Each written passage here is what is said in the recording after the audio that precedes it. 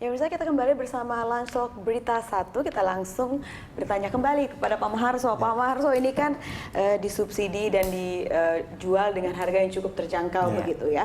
Nah, pertanyaannya adalah banyak sekali yang bertanya mengenai kualitas begitu. Apakah kualitasnya cukup memadai dalam jangka waktu berapa lama? Apakah ada kerusakan atau bagaimana? Bisa dijelaskan bagian Jadi kualitasnya, Pak? Kami tentunya memakai standar yang sudah disetujui bersama. Dalam hal ini ada spesifikasi ya dalam brosur tentunya, kemudian perizinan, ya perizinan dari pemerintah setempat, IMB-nya bagaimana. Dan saya masih yakin bahwa teman-teman saya membangun dengan bagus. Nah, biasanya mungkin bangunannya sudah berkualitas, sudah oke. Tapi bagaimana dengan pengurusan surat kepemilikan rumah seperti itu? Biasanya itu yang jadi kendala dan ada biaya-biaya tambahan, Pak, seperti itu. Saya pikir kalau sudah akad kredit nggak ada masalah, ya. Biaya-biaya itu kan kami yang ngurus di depan, ya. Di mana asosiasi sedang mengusahakan memangkas, memohon pemerintah untuk memangkas. Beberapa perizinan menjadi 8, lebih dari 40 menjadi 8. Iya, itu tadi menjadi 8. 8 itu mungkin bisa disampaikan, Pak, poin-poinnya ada apa saja, Pak? Ya, tentunya satu yang paling krusial adalah masalah pertanahan. Ya. Kemudian masalah IMB atau izin lokasi. Kenapa izin lokasi? Karena supaya pemerintah bisa mengontrol peruntukan dari lahan tersebut, apakah itu lahan produktif atau memang lahan perumahan, ya. Kemudian baru IMB, nanti setelah itu ada fasilitas umum untuk IMB dan sebagainya. Itu yang kita minta disederhanakan, sehingga nanti tidak membebani masyarakat lagi. Baik, nah ini kita sudah ada lagi penelpon dari Jakarta dengan Ibu Mimi. Selamat siang, Ibu Mimi. Selamat siang. Iya, silakan Ibu, ada yang ingin disampaikan terkait 1 juta rumah untuk masyarakat Indonesia, Ibu? Iya, saya mau menanyakan untuk program 1 juta rumah ini di Jabodetabek wilayahnya di mana saja? Jabodetabek, baik. Iya.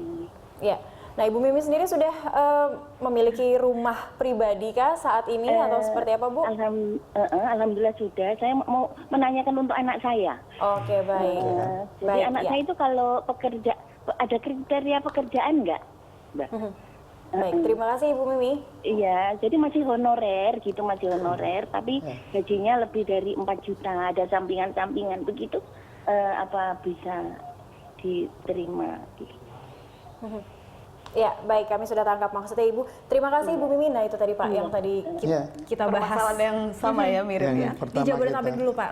Jabodetabek tentunya di Bekasi, Tangerang, Bogor, Tangerang Selatan. Kawasan penyangga ibu kota seperti itu. Tinggal tadi putra Bu Mimi itu bekerja di daerah mana? Seperti saya usulkan tadi, jangan bekerjanya di Jakarta Timur, ambilnya di Tangerang. Itu kan sangat membuang tenaga. Tapi seperti yang kita tahu, mungkin pengalaman juga kalau kita tinggal semakin jauh rumah kita, biasanya harga jual atau harga beli rumah itu akan lebih murah. Apakah ini berlaku juga Pak untuk ini? Apa? Begini, saya tadi bicara kalau dia ambil di Bekasi, kantornya di Tangerang. Iya. Beda kalau saya tinggalnya di Jakarta Timur, ngambilnya di Cikarang, kan beda. Nah, yang dimaksud tadi kalau di Cikarang, memang di Jakarta Timur nggak ada rumah untuk program ini gitu. Adanya nanti mungkin rumah susun sewa. Nah, sekarang di Jabodetabek sudah tersambung dengan komuter lain, ya, kereta api, sehingga itu sangat memudahkan. Nah, masyarakat tentunya harus pandai-pandai memilih tadi, ya, bekerja di mana sehingga paling tidak mendekati.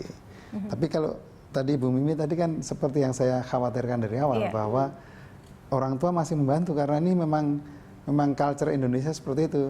Mbak Ira juga gitu kan, orang tuanya wah ini Ira belum punya mobil, kasih mobil. Nah, ini yang jadi tanda kutip menganggap bahwa ini pemerintah dan developer menyediakan rumah bagi yang tidak berhak. Padahal berhak kan, dia gajinya masih seperti itu gitu.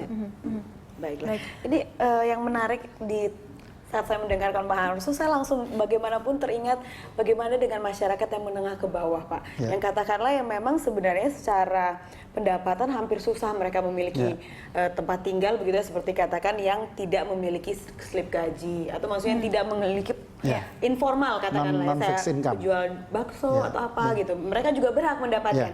Apakah ini bisa mengakomodir mereka, Pak? Bisa, jadi program ini. Kita sedang mengusulkan kepada perbankan lewat Bank Indonesia bahwa non-fixed income ini harus difasilitasi karena hampir 60% itu ada di mereka. Iya, makanya. Tukang ojek, kemudian tukang bakso, tukang gorengan.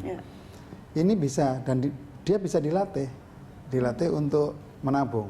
Contohnya begini, kita dulu punya program di Sumatera Selatan, penataan kawasan, di mana dia harus ngangsur sebulan 400.000.